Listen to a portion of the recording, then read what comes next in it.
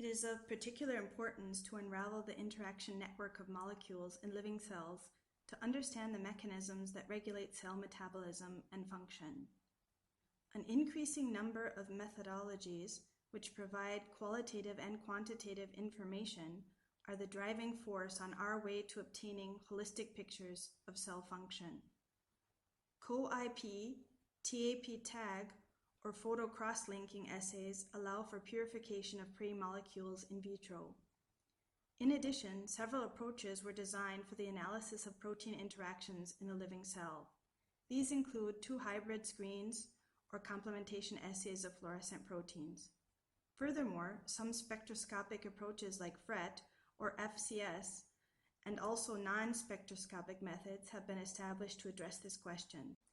The aforementioned techniques have been developed for recording large populations of cells, yet suffer from being rather indirect and therefore hardly quantitative. In contrast, a few high-end quantitative approaches were introduced. However, extending high throughput is difficult.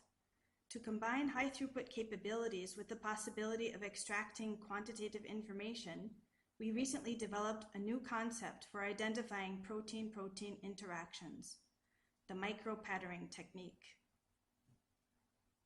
Here is a schematic illustration of the micropatterning assay.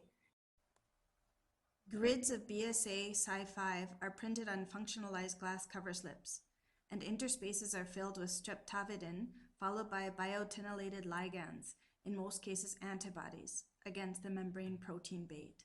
In cells grown on such microbiochips, the bait will be